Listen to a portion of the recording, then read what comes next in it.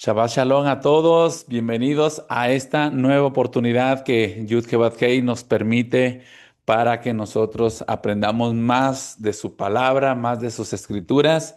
Hoy ya estamos en la porción número 21, le llamamos Parashá porque es una porción de la Torah, 21 de 54 porciones que vamos a estudiar en todo el año. Y esta vez se llama Ki Tizá. Se han traducido cuando tomes un censo, cuando levantes las cabezas. Vamos a entender qué verdaderamente significa este concepto de Ki Tizá. Amén. Bien, recordarles que esta porción vamos a encontrar 9 mandamientos. Uno de ellos es el precepto 109, que es donar la mitad de un shekel. Shekel es la moneda que ahorita en Israel también se maneja, pero en todo el tiempo del pueblo de Israel siempre se ha manejado su moneda, más bien se llama shekel y es un ciclo de plata. Sí, este precepto es cada año y esto nos lo dice en Shemot, Éxodo 30:13. Amén. También en esta parashá vamos a encontrar el último utensilio que Hashem le manda a Moshe de que haga, y esta es el lavacro, como yo lo conozco, más me familiariza más decirlo lavacro, pero es en sí una fuente de bronce, ¿sí? Es donde se van a purificar los Kohanim antes de entrar en el lugar santo, en el santuario. Así es que este fue hecho con los espejos de las mujeres, no como lo conocemos ahorita, con ese vidrio así que se refleja. No, antes eran de bronce. Entonces Moshe recaba todos los espejos de las mujeres y se hace un lavacro, ¿sí? Hay un fin. Pero el Midrash dice que Moshe al principio no quería aceptarlos por ser objetos asociados con la vanidad, pero Hashem le dijo que los aceptara porque eran más preciosos que todos los demás. Entonces, ¿para qué iba a servir o por qué Hashem le dice a Moisés de que recabara todos estos espejos de bronce? ¿Sí? Era para que reflejara, que cuando se estuvieran purificando los Coanín, los levitas, reflejara su exterior. Al momento de estarse purificando, el Cohen o levita iba a analizar su alma antes de entrar al santuario. También veremos en esta porción el aceite de la unción. El aceite de la unción era un aceite especial, era un aceite sagrado, preparado con una fórmula específica que el Eterno reveló a Moshe. Sus ingredientes son mirra, canela, cálamo, casia y sobre todo, o el ingrediente principal es el aceite de oliva. La mirra es asociada con la pureza y sacrificio. La canela porque expide un aroma dulce y fuerte. El cálamo era una planta o es una planta aromática que es utilizada más bien en perfumes sagrados. La acacia, a diferencia de la canela, su aroma es más fuerte todavía y penetrante y su olor permanece por mucho más tiempo que el de la canela. La acacia es muy, muy similar a las corteza de los árboles que se llaman canela. Es muy similar, pero esta acacia es más fuerte en su olor, más intenso, ¿sí? Pero sobre todo porque permanece por más tiempo. De estos ingredientes iba a ser el aceite de la unción, el aceite de oliva. Recordemos que es comparado con el pueblo de Israel, con nosotros, ¿sí? Y representa al Rúa HaKodesh. No debía usarse para todo israelita. Nadie podía copiar esta fórmula para su uso personal. No, solamente era exclusivo para que los Kohanim lo utilizaran para ungir a reyes, a sacerdotes o a Coanín. En este caso se ungió también el Mishkan. Los utensilios fueron ungidos con este aceite de la unción y también se ungió a Aarón a sus hijos también, a los hijos del sacerdote, y también fueron ungidos los reyes en el futuro, porque ese incienso, ese aceite, perdón, de la unción duró mucho, mucho tiempo. Amén. También se hizo el incienso. Elohim le dijo a Moshe que tomara 4 sustancias. Una es estacte, otra es uña aromática, otra es gálbano y el incienso puro, que en hebreo es leboná saca. Estacte era una resina aromática que gotea en algunos árboles, tiene un aroma muy dulce. La uña aromática no se describe mucho, pero era como una cascarita, era algo muy, muy diminuto, pero que tenía algo especial, ¿sí?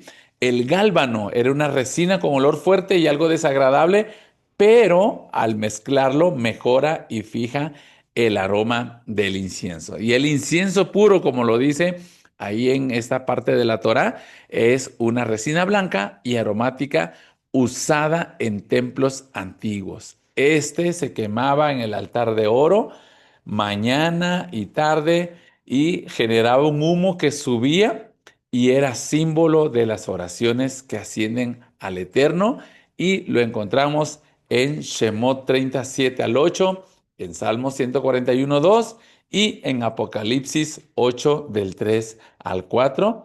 Ahí vamos a notar qué es lo que representaba este incienso que se quemaba en el altar de oro que estaba ubicado antes del velo que dividía el lugar Kadosh con el lugar Kadosh Kadoshim, o dicho en español, el lugar santo con el lugar santísimo. Amén. También vamos a encontrar el llamamiento de Bezalel y Aholiab de las tribus de Judá y Efraín. Sí, aunque diga Dan, pero Dan pertenecía a la tribu de Efraín. Así es que el Eterno toma uno de la tribu de Judá y otro de la tribu de Efraín con el fin de que representen las dos casas de Israel. La casa de Judá, que es en el sur, y la casa del norte, que es la casa de Israel o la casa de Efraín. Amén. Y los llama porque les da 3 conceptos muy intensos con el fin de que ellos pudieran desarrollar toda su capacidad en estos elementos o en todo lo que iban a hacer artesanamente. Les dio Jokma, que significa sabiduría, les dio Tebuna, que significa inteligencia, y les dio Da'at, que es conocimiento. Rashi dice que Jokma, lo que el ser humano escucha de otros y aprende, es lo que él define como Jokma o sabiduría. Tebuná, que es inteligencia, lo que comprende por sí mismo a partir de lo que aprendió. Y el Da'at es el conocimiento. Él mismo dice que al Ruach HaKodesh, dice que como él, el Ruach HaKodesh es la inspiración divina, les dio ese conocimiento a través del Ruach HaKodesh, del Espíritu de Santidad, del Ruach de Santidad. Eso es lo que había en estas 2 personas como líderes, como artesanos que iban a elaborar todos los utensilios, todas las vestiduras de los Kohanim. Así es que ellos tenían al menos estos 3 talentos, ¿sí? Sabiduría, inteligencia y conocimiento. Pero también en esta porción vamos a encontrar el pecado más fuerte que hizo el pueblo de Israel, que es el pecado del becerro de oro, que en hebreo es Het Aegel. Así es que vamos a encontrar cómo es que estos personajes hicieron un dios falso llamado Apis, porque representaba ese becerro, representaba, dice aquí la especificación, la prosperidad, fuerza, riqueza, valores y felicidad para ellos, supuestos, ¿verdad? Porque es lo que tenían la idolatría que venía de Egipto, ¿sí? Ese Dios, fíjense, pedía prácticas sexuales. Cuando ellos o sus seguidores presentaban ofrendas a este ídolo, mantenían orgías, promiscuidad y libertinaje sexual. Y eso lo vamos a ver en la lilla número 2 cómo el pueblo de Israel se dejó llevar por esa multitud mixta, parte de esa multitud mixta, y pudieron caer en esta idolatría junto con ese pecado sexual. Hay tres pecados que el Eterno abomina. Uno es la idolatría, otro es el adulterio y otro es el asesinato. Estos tres pecados, su sentencia es muerte. Entonces, de esta porción en adelante, el Eterno va a remarcar las advertencias contra la idolatría, porque la idolatría lleva al adulterio y hasta el asesinato también. No todos fueron muertos. Veremos que Moshe les hace una prueba que en la Torá le llama la prueba Sotá. Es cuando la mujer puede ser que hay sospecha de parte de su marido que puede ser adúltera. Entonces, Moshe precisamente les aplica esta prueba Sotá cuando muele el becerro de oro, lo avienta al arroyo y les da a beber. Entonces, aquellos que se les inflamó su vientre, entonces dice la Torá, el relato de la Torá, que manda a los levitas que los atravesara, dice, con una espada sobre el muslo. Y eufemísticamente, el muslo, en la Torá le pone muslo a veces en el hombro, pero su palabra es yarek. Y yarek es el órgano reproductor, ya sea masculino o ya sea femenino. Entonces, por esa parte de esos cuerpos fueron atravesados con espada. Amén. Pero también veremos la oración tremenda que hizo Moshe para que el Eterno no destruyera al pueblo de Israel cuando le dijo el Eterno a Moshe, Moshe, mira, ve a ver tu pueblo porque ya no es mío, los voy a destruir y de ti voy a levantar una nueva nación. Entonces Moshe dijo, no, Eterno, ¿cómo es posible? Aquel pueblo que tú lo sacaste de la tierra de Egipto con portentos, con maravillas, ahora lo va a destruir. ¿Qué van a decir las naciones? ¿Qué van a decir que tú nada más los sacaste para que los mataras aquí? No, Adonai, perdona su iniquidad, perdona su pecado, ¿sí? Y que tu corazón sea misericordioso. Entonces hizo esa oración. Vamos a verlo en la Lilla 2. Así es que no quiero profundizar mucho, pero vamos a entender cómo es que verdaderamente se debe de orar al eterno YudHed Vav Hei. También veremos cuando Moshe quiebra las tablas y el Eterno lo perdona a Moshe y le dice, ahora tú la vas a labrar, porque las primeras tablas dice que todo fue obra de Elohim, que, que el Eterno se lo dio a Moshe ya labraditas y escritas con su dedo. Ah, pues estas segundas tablas ya no se le iba a entregar así tan fácil el Eterno. Ahora puso a Moshe a echarle ahí cincel, martillo y estuvo ahí puliéndolas, me imagino, para que volviera el Eterno a escribir en esas tablas de piedras. Entonces, familia, vamos a ver todos estos puntos en esta porción. Yo les hago una pregunta. ¿Cómo no haremos y obedeceremos lo que enunció con su boca y lo escribió con su dedo dos veces? No solo una, sino dos veces el Eterno escribió con su dedo al menos los 10 mandamientos principales, que ya los debemos de conocer. Entonces, ¿cómo no vamos a obedecer si fue enunciada con su propia boca? Si fue emitida su propia palabra del Eterno. Y sabemos que Yeshua es la palabra de Adonai hecha carne, así es que como también no vamos a obedecer lo que nos ha dicho nuestro Maestro, nuestro Salvador, nuestro Mesías, ¿cómo no vamos a obedecer sus palabras cuando Él dijo, hagan y obedezcan lo que se dice en cada Shabbat, en cada parashá, en cada porción, como nos lo dice en Mateo 23. Amén. Entonces, en esta parasha encontraremos cómo el Eterno quiere que nos elevemos en santidad y también nos advierte de lo que no debemos hacer porque nos llevará a la muerte. Así es que yo los invito, familia, hermanos en el Mesías, que no se pierdan esta enseñanza porque va a estar muy hermosa y vamos a aprender qué es lo que pide el Eterno de nosotros para que Él nos ilumine, nos eleve espiritualmente hablando. Amén. Voy a hacer esta oración. Es la Berajot para la Torá y dice así: Baruch atah Adonai Eloheinu melech haolam asher bahar banu mikol bahamim benatan lanu et torato Baruch atah Adonai Noten HaTorah.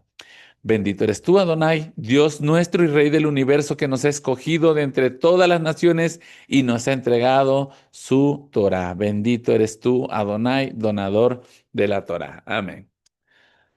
Gracias al Eterno que nos dio una instrucción para que nosotros vivamos. Amén. Bien, vamos a introducirnos, familia, ahora sí a la parashá de esta semana y esta parashá empieza en el 30:11, pero el tema principal está aquí en el 30:12 y dice: Kitizá et Rosh Bene Israel likudehem bena tenuish koferna shol Adonai bifkod otam velo ie bajenegev bikod otam. En español, así fue traducido por la Reina Valera: cuando tomes el número de los hijos de Israel conforme a la cuenta de ellos, cada uno dará a Adonai el rescate de su persona cuando los cuentes, para que no haya en ellos mortandad cuando los hayas contado. Pero subrayé en amarillo, familia, como realmente dice en el hebreo, es ki, tisa, et rosh. ¿Sí? Primeramente, tizá no quiere decir cuando cuentes o cuando tomes el número. No, tizá quiere decir levantar, elevar, alzar, exaltar e iluminar. Y Rosh es cabeza, ¿sí? No es número. Entonces, Hashem no necesita que contemos porque Él lo sabe todo, ¿sí? De hecho, el Eterno prohíbe, escúchenme bien, prohíbe que contemos los miembros de la comunidad, ¿sale? ¿Por qué les comento esto?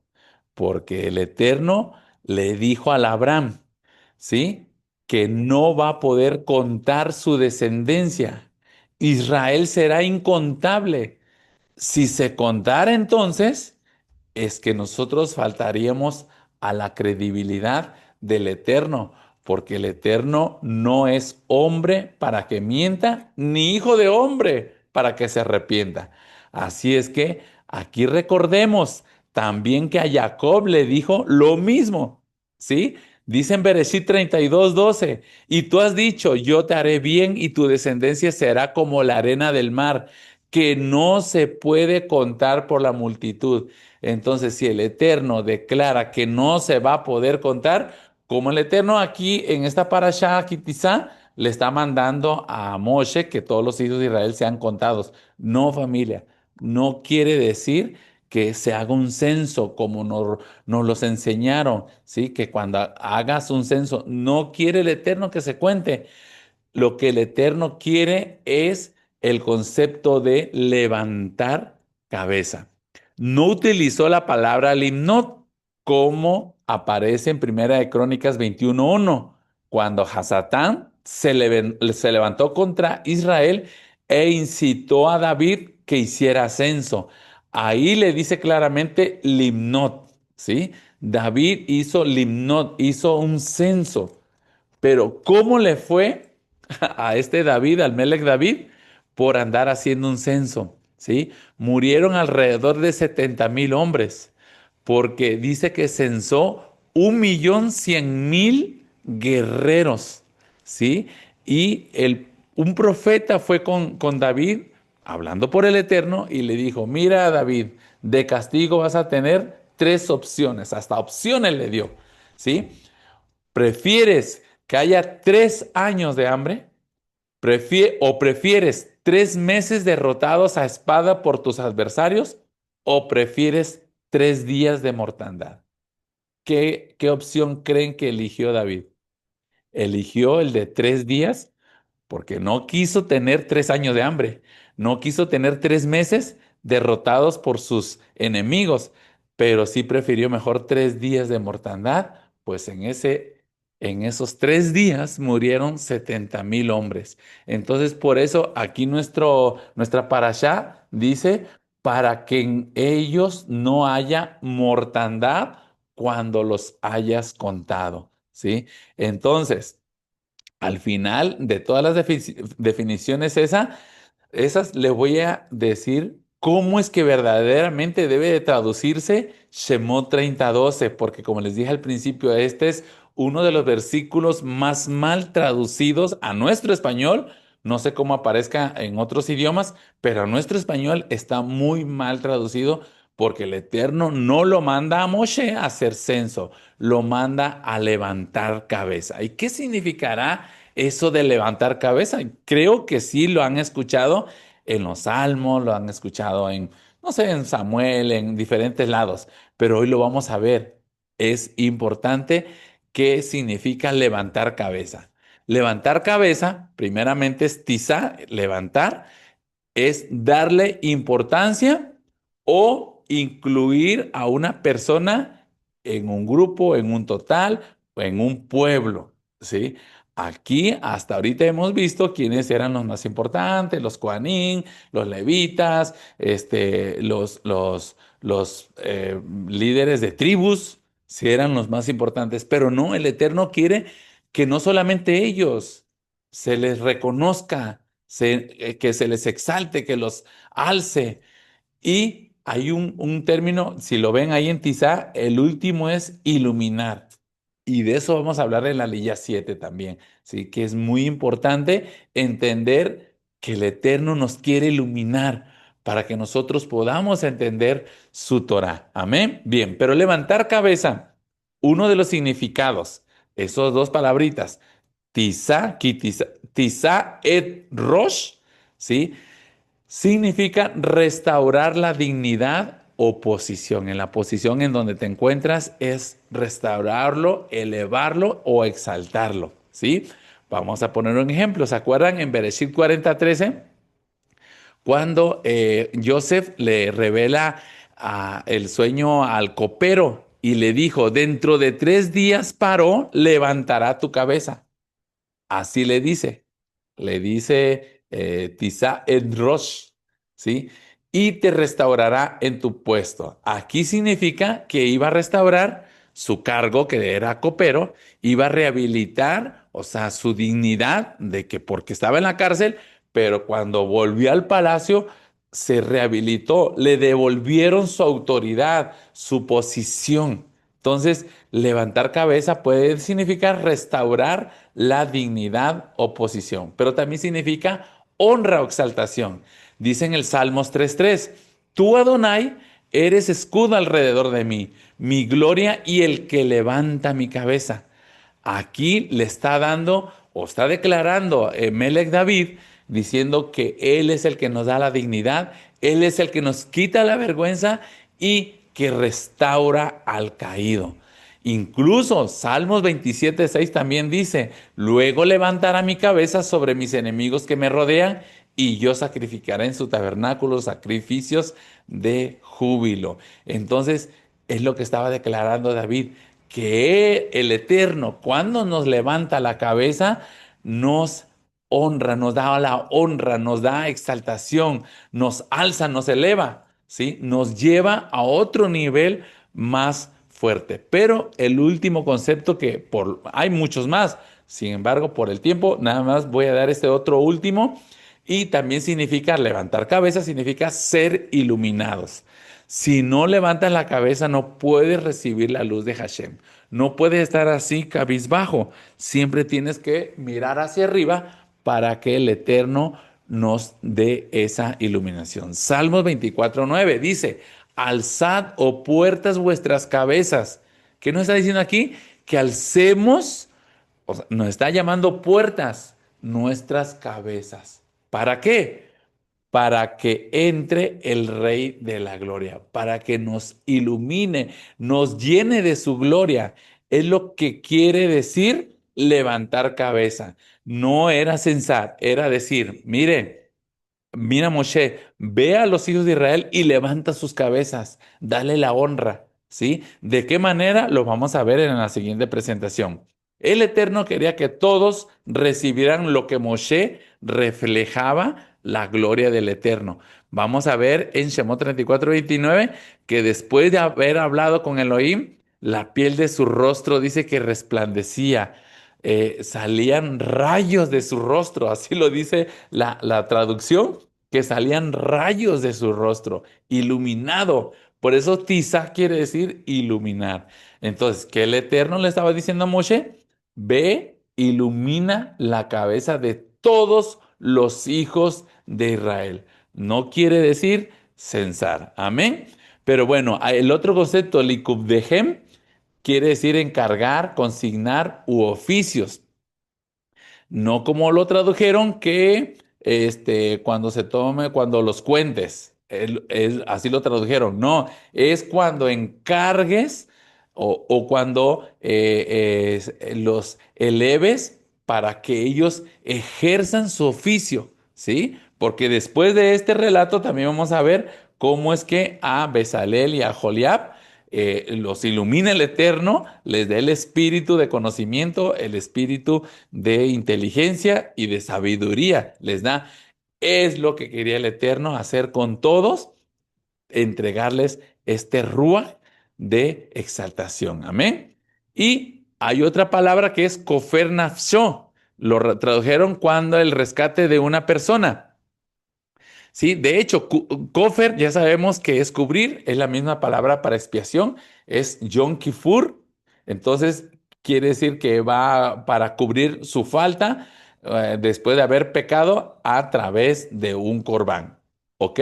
Entonces, Nafsho quiere decir Nefesh, alma. ¿Sí? El Eterno siempre va a llamar al ser humano como una alma. No va a decir que vengan cada persona, no, siempre va a decir que venga cada alma, cada nefesh, ¿sí? En este caso es nafsho, porque en el ser físico es la totalidad de una persona para que vive y respira. La Reina Valera lo traduce como rescate. Es aceptable esa traducción porque Hashem Adonai los estaba rescatando de la esclavitud para elevarlos a ser un hijo que tuvieran promesas. Entonces, con todos estos conceptos, podemos resumir que contarlos no, rescatar su alma sí. No era solo contar números, era reconocer el valor espiritual de cada persona y no es un número, sino una vida con propósito delante del Eterno, perdón. ¿Sí? Bien, la verdadera traducción sería la siguiente. La verdadera traducción de acuerdo al contexto y de acuerdo a las definiciones de cada palabra quedaría así. Cuando levantes la cabeza de los hijos de Israel por los oficios de ellos, pagarán o darán un kofer nefes, una expiación por su alma, conforme a sus oficios, o cuando los encargues, para que no haya en ellos mortandad al quererlos contar. Entonces, aquí cambiamos totalmente la definición. No era hacer un censo, sino que levantar cabezas, ¿sí? Para que den, ahorita lo vamos a ver, el medio shekel, pero el Eterno quería que dieran su medio shekel con un fin, por supuesto, pero para que no se contaran los hijos de Israel, ¿sí? Hay momentos cuando el Eterno va a mandar a que sí se cuenten para ver cuántos guerreros van a ir a la guerra, ¿verdad? Pero aquí el concepto es decir, darles exaltación. Ok, vamos a pasar rápidamente al medio shekel. Ahí está en hebreo, ya no lo voy a leer, pero en español está traducido así. Esto será lo que dará cada individuo que sea empadronado, una moneda de medio ciclo de shekel sagrado de 20 gerá, una medida de peso de valor, la mitad de este shekel en donación a Elohim. Un shekel era el salario mínimo de un día para el pueblo de Israel, pero no le estaba pidiendo lo de un día, era la mitad y se daba una vez al año. En los tiempos del Mizcán en el desierto no daban una moneda, era una medida de peso y era la mitad. El medio ciclo servía para el servicio del Mishkan. La primera vez sirvió para las basas y las demás veces se utilizaron para el servicio, así como lo dice el Talmud de Jerusalén, que este impuesto anual se usó para la adquisición de las ofrendas comunales. Yeshua, aunque era el hijo del Jaeloim, también contribuyó, como lo dice en Mateo 17:27, para no ofenderlos, le dijo a Pedro, ve al mar, echa el anzuelo, en el primer pez que saques, toma el shekel completo y le dices que es por mí y por ti. Así es que Yeshua, ellos no cargaban no cargaban plata, pero para cumplir con esta misbod y para que no entrara en polémica y no se sintieran ofendidos, mejor dijo Yeshua, aunque yo soy el hijo, porque versículos anteriores les dice, como un rey va a pedirles contribución a sus propios hijos. Pues no, siempre se los pide a los extraños, ¿verdad? A sus hijos no. O sea, ¿cómo mi padre me va a pedir a mí mi medio shekel? Dice, pero aún así, dice, lo voy a dar con el fin de no ofenderlos. Así es que vayan a Mateo 17:27 y lo van a encontrar el relato que Yeshua también cumplió con esta mitzvah. Amén. A ver, pero ¿por qué medio y no uno completo? Dicen los sabios, nuestros sabios de Israel, que nadie está completo solo. Cada uno es solo la mitad y la otra mitad se completa en el pueblo de Israel y con Adonai. O sea, la persona sin su creador está incompleto. Necesitamos la otra mitad para estar completos en una unidad. Por ejemplo, en un matrimonio, yo soy la mitad de mi esposa, de ese entero, ¿sí? Ella es la otra mitad. Sin ella, yo estoy incompleto. Y como dice las escrituras, que al unirme a ella, somos ejad, somos uno y somos completos. Necesito a ella para estar completo y presentarme ante el Eterno completamente, ¿verdad? Así Israel, solo el pueblo no vale nada. Necesita a su Elohim para complementarse. Y en lo individual, no hay ser humano completo. Cada ser humano ocupa de otro siempre. Esa es una regla de vida. Siempre ocupamos a otro. No podemos andar como llaneros solitarios. Incluso también aquí al compartir Torah necesitamos de otros. Por eso siempre yo también les doy participación a todos porque necesitamos ser completos en la Torah para servir al Eterno. Entonces, esto se ve hasta en los términos comerciales. Uno es el que nos provee y hay otro a quien le vendemos que se llama clientes. O sea, se ocupan las dos partes. El que nos da para que nosotros elaboremos un producto o le hagamos un proceso, pero también está aquel quien nos compra nuestra mercancía. Se ven todos los ámbitos de nuestra vida. Amén. Pero vean una palabrita ahí, no lo subrayé. Ah, sí lo subrayé. En hebreo es terumá. Volvemos otra vez al concepto de ofrenda elevada, de ofrenda alzada, ¿sí? Recuerdan que cuando vimos esa porción que se llama terumá, era voluntaria y de corazón, ¿verdad? ¿Se acuerdan? Entonces, aquí nuevamente le está diciendo el Eterno, el que quiere que se eleve su cabeza, va a dar un medio shekel. Pero créanme que un medio shekel no es nada. En México, el salario mínimo de un día de una persona que trabaja son 315 pesos, ¿sí? En Estados Unidos, yo vi por ahí en el internet que vale 7.25 la hora, ¿sí? Por 8 horas que se trabajan, al parecer, serían $58, ¿sí? Entonces, pero de esos $58, la mitad, ¿sí? En México viene siendo el medio shekel que se daba en aquel tiempo o la mitad del peso de esa moneda son 158 pesos y se daba nada más una vez al año. O sea, amados hermanos, no era nada lo que les pide el Eterno. Lo único que quería es que lo dieran a Él como diciendo, ¿quieres servirme? paga tu ficha de ingreso o tu inscripción, ¿sí? Y ya con eso me daré cuenta de que tú verdaderamente quieres servir. Incluso lo vemos en lo natural. Si yo quiero servir a mi nación, al gobierno ahí en México, no entro así nada más por nomás, no, tengo que llenar un formato, ir a la caja, pagar esa inscripción, pagar un curso para que me capaciten de lo que yo voy a hacer y después de eso ya puedo servir a mi nación. O sea, se ve en todos lados. Eso es lo que dijo el Eterno.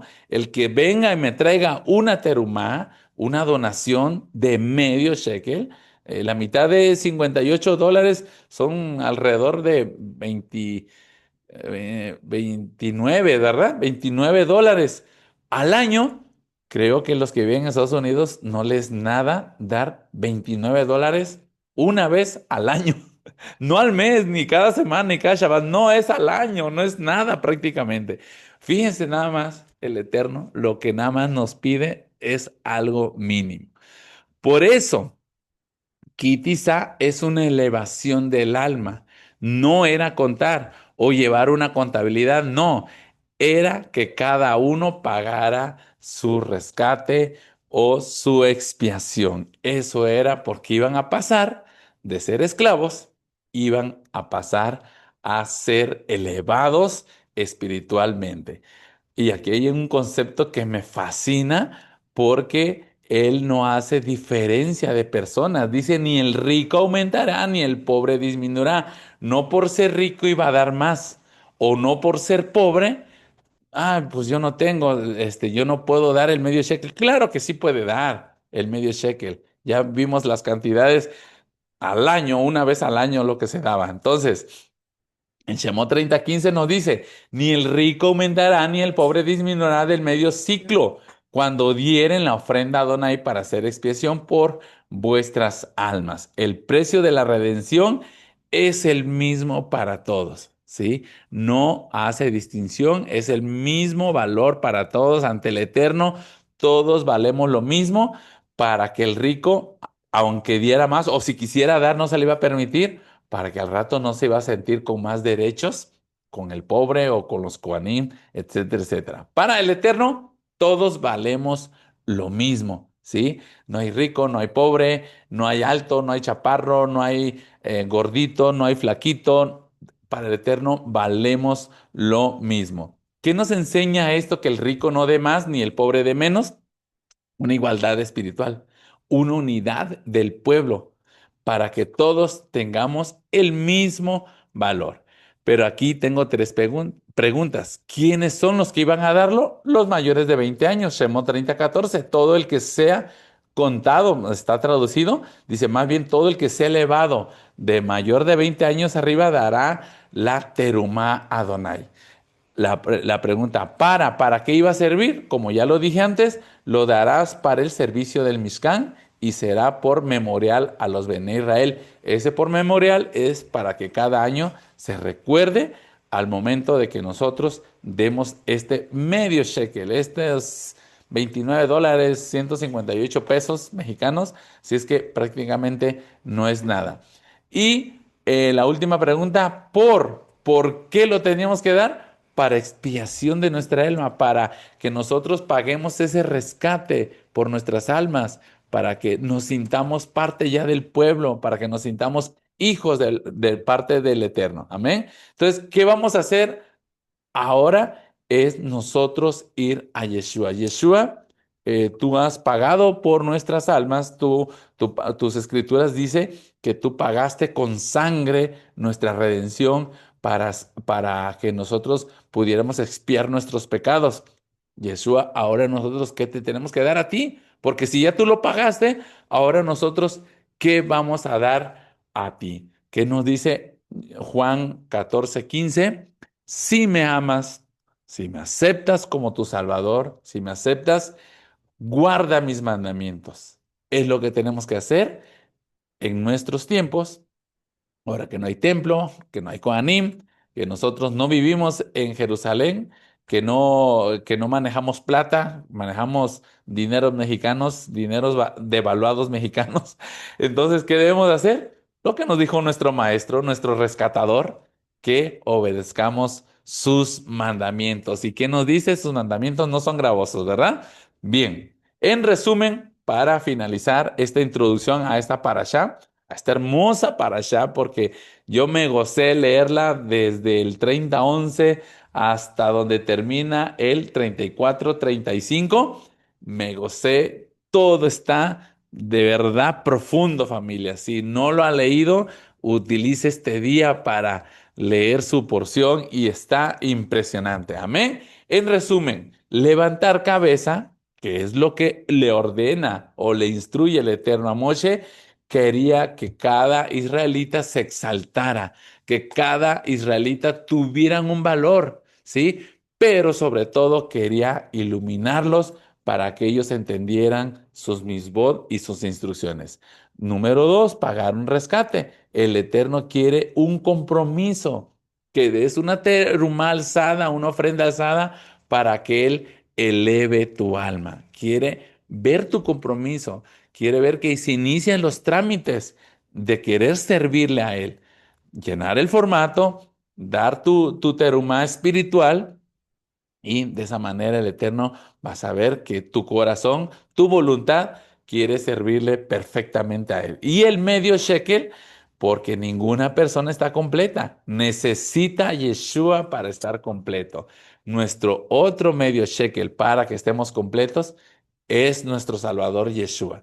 Sin Yeshua no somos nada, familia, ¿sí? Ahora estamos estudiando Torah, pero sin dejar el testimonio de Yeshua. Amén. Entonces, aquí nos está diciendo que el Eterno quiere que nosotros vayamos a Él para que seamos completos, seamos Ejab. Y esa fue la oración de Yeshua, ¿recuerdan? Dice, Padre, a que nos hagamos uno, así como soy uno yo contigo, son Ejab.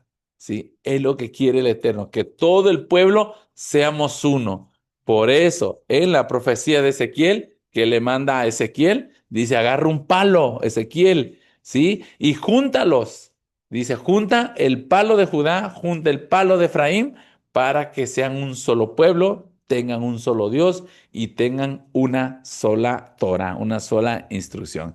Así es que familia, muchas gracias por su atención. De verdad, aprecio que ustedes estén aquí atentos y que ustedes estén dispuestos a escuchar la palabra del Eterno. Yo les deseo un Shabbat Shalom y que se sigan gozando en el Eterno. Amén y amén.